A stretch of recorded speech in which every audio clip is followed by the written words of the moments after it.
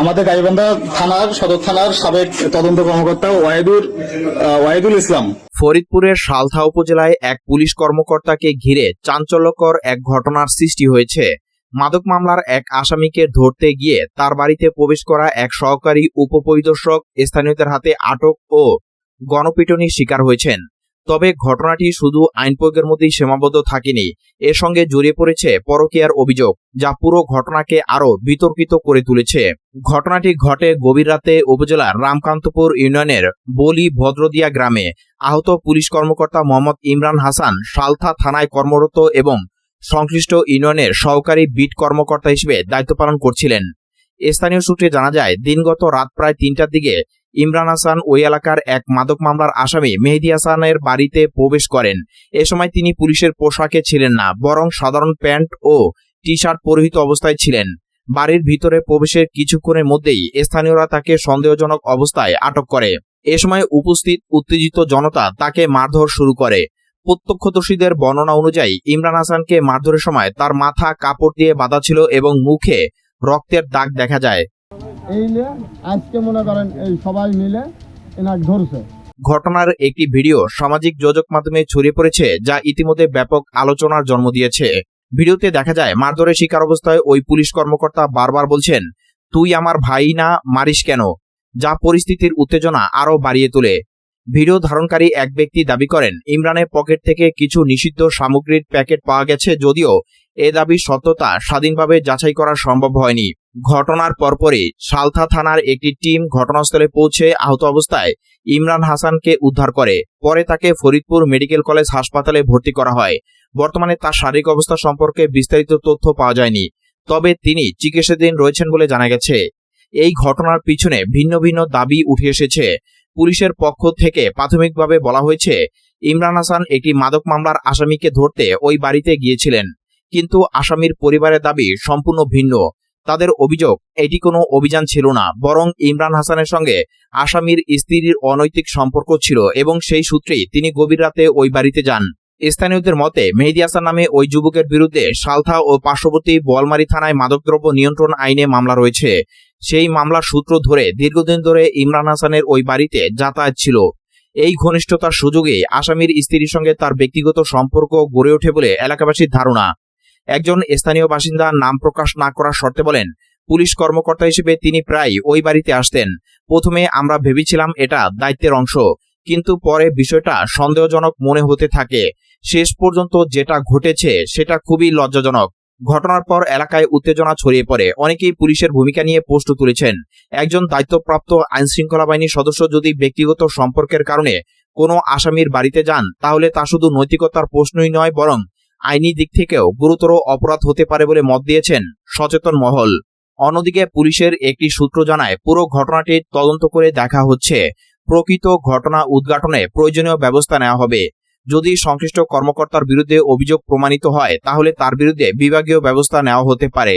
এই ঘটনার ভিডিওটি সামাজিক যোগাযোগ মাধ্যমে ভাইরাল হওয়ার পর ব্যাপক প্রতিক্রিয়া সৃষ্টি হয়েছে। অনেকে পুলিশের পেশাগত আচরণ নিয়ে সমালোচনা করেছেন, আবার কেউ কেউ বিষয়টি নিরপেক্ষ তদন্তের দাবি জানিয়েছেন। বিশেষজ্ঞদের মতে, আইন প্রয়োগকারী সংস্থার সদস্যদের আচরণ সবসময় প্রশ্নাতীত হওয়া উচিত। ব্যক্তিগত জীবনের কোনো বিষয় যেন পেশাগত দায়িত্বকে প্রভাবিত না করে তা নিশ্চিত করা জরুরি। এ ধরনের ঘটনা শুধু সংশ্লিষ্ট ব্যক্তির নয়, পুরো বাহিনীর ভাবমূর্তি ক্ষুণ্ণ করে। এদিকে ঘটনাটিকে কেন্দ্র করে স্থানীয় প্রশাসন সতর্ক অবস্থানে রয়েছে। এলাকায় আইনশৃঙ্খলা পরিস্থিতি স্বাভাবিক রাখতে নজরদারি বাড়ানো হয়েছে।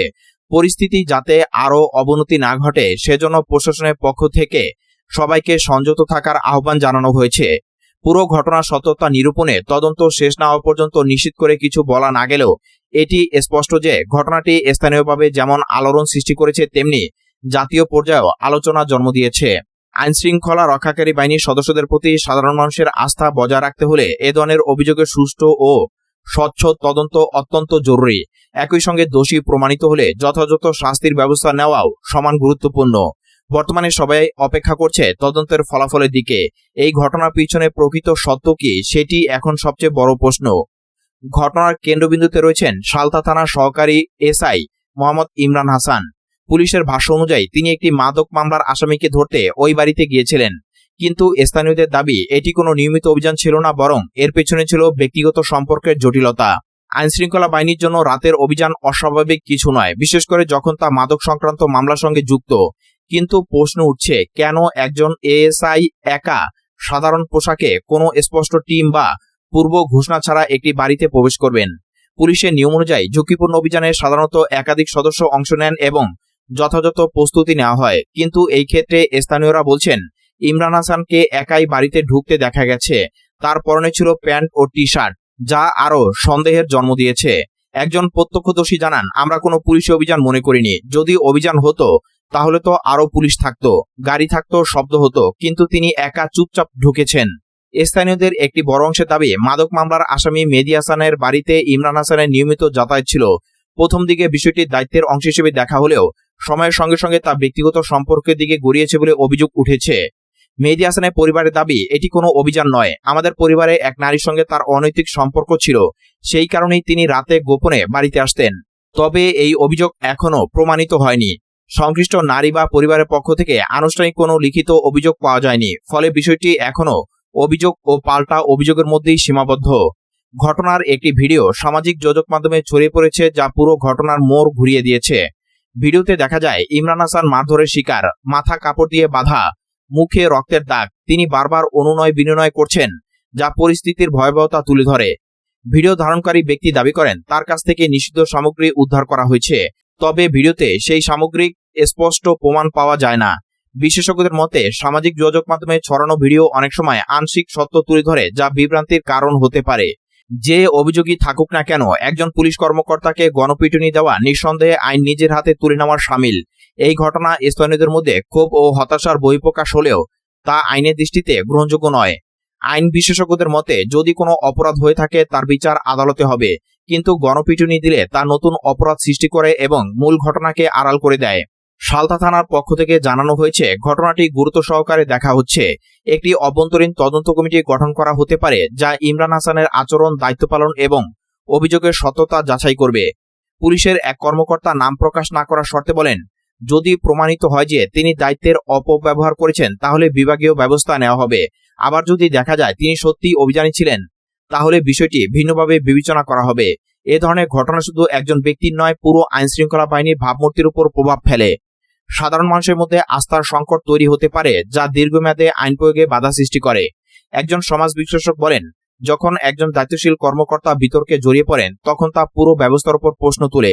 তাই এ ধরনের ঘটনায় দ্রুত ও স্বচ্ছ তদন্ত অত্যন্ত জরুরি। ফরিদপুরের এই ঘটনাটি এখনো রহস্যে ঘেরা। অভিযোগ, পাল্টা অভিযোগ, ভাইরাল ভিডিও, সব মিলিয়ে এটি একটি জটিল পরিস্থিতি তৈরি করেছে। তবে চূড়ান্ত সত্য জানতে হলে নিরপেক্ষ তদন্তের কোনো বিকল্প নেই।